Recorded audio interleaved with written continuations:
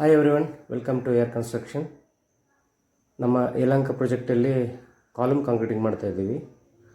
ನಿನ್ನೆಲ್ಲ starter mark ಹಾಕಿ concreting ಮಾಡಿಕೊಂಡು ಆಮೇಲೆ ಬಾರ್ ಬೆಂಡಿಂಗ್ ವರ್ಕ್ ಮಾಡಿಸಿದ್ವಿ ಕಾಲಮ್ ಎಕ್ಸ್ಟೆನ್ಷನ್ ಮೇಲ್ಗಡೆ. ಅದಾದಮೇಲೆ ಬಾಕ್ಸ್ ತೊಗೊಂಬಂದು ಫಿಟ್ಟಿಂಗ್ ಮಾಡಿ ಕಾಂಕ್ರೀಟಿಂಗ್ ನಡೀತಾ ಇದೆ. ಅದಲ್ಲದೆ ಅದ್ರ ಜೊತೆಗೆ ಸ್ಟೇರ್ ಕೇಸ್ ಒಂದು ಬರುತ್ತೆ, ಅದ್ರ ಬಗ್ಗೆ ಡಿಸ್ಕಸ್ ಮಾಡೋಕ್ಕೆ ಓನರ್ ಜೊತೆ ಮೀಟಿಂಗ್ ಮಾಡ್ತಾಯಿದ್ದೀವಿ. ಯಾಕೆಂದರೆ ರೂಫ್ ಹೈಟು ಕಮ್ಮಿ ಮಾಡೋದ್ರಿಂದ ಪಾರ್ಕಿಂಗ್ ಇರೋದ್ರಿಂದ 9 ಫೀಟ್ಗೆ ರೂಫ್ ಬರ್ತಾಯಿದೆ. ಸೊ ಸ್ಟೆಪ್ಸ್ ಎಷ್ಟು ಬರುತ್ತೆ, ಎಲ್ಲಿಂದ ಸ್ಟಾರ್ಟ್ ಆಗುತ್ತೆ, ಎಲ್ಲಿ ಎಂಡ್ ಆಗುತ್ತೆ, ಅದು ಡೀಟೇಲು ಆರ್ಕಿಟೆಕ್ಟ್ ಡೀಟೇಲ್ ಪ್ರಕಾರ ಬರುತ್ತಾ ಇಲ್ವಾ ಚೆಕ್ ಮಾಡ್ತಾಯಿದ್ದೀವಿ. ಅದ್ರ ಜೊತೆ ಮೀಟಿಂಗ್ ಇತ್ತು ಓನರ್ ಜೊತೆಗೆ.